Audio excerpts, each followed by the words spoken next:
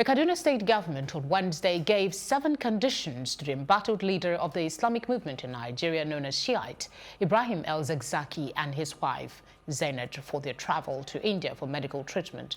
A Kaduna State High Court, presided over by Justice Davius Kobo, on Monday permitted the IMN leader and wife to travel to India for treatment following injuries they sustained during the IMN's clash with the Nigerian army on December 15, 2015.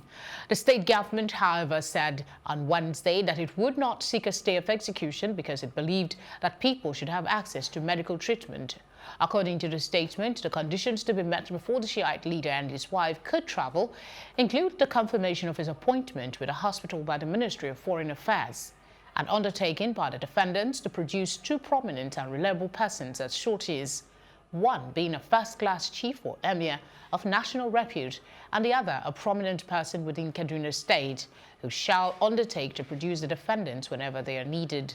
The statement added that the federal government of Nigeria shall obtain from the government of India an irrevocable guarantee that it will not entertain any application by the defendants, applicants, or any third party seeking asylum under guise. Public affairs analyst Nejeeb Bello also shared his view on this.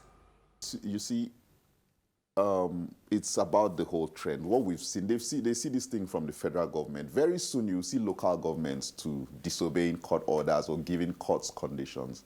It is the court that is supposed to decide those conditions. It's not the state government that is supposed to tell you, oh, this is what he's going to do, or this is what we are not going to do. It's the court that is supposed to say, okay, this is how this procedure should go. And it should be a negotiation between them and the El-Zakzaky, and say, oh, your lawyer is here, this lawyer is here, this is how they want to take him for treatment and so on. So want to go to this hospital, this is his health situation.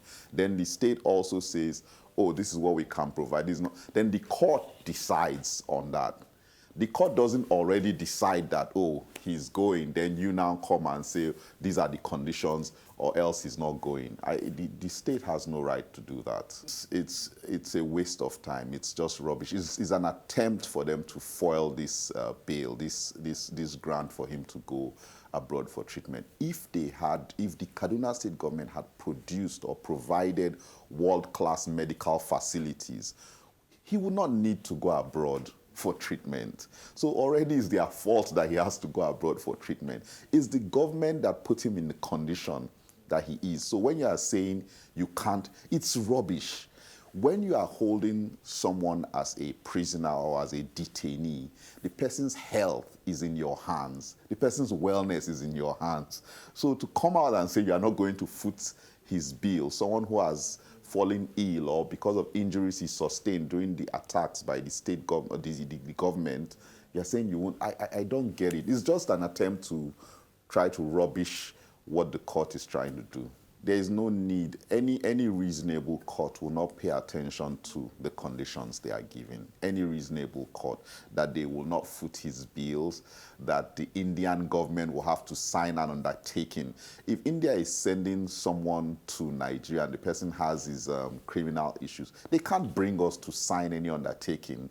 It's not our business. If the person comes here and we find out that, oh, what this person was doing that the Indians considered a crime is actually beneficial to us, or it has no issue, and the person is seeking asylum, we could give. So you can't say our federal government should come and sign because one Indian person is coming here. We will tell you, just go away with your prisoner. So they are trying to put out situations or conditions or list out terms that would fail. And that is not in the interest of the court. That's not in the interest of anybody at all.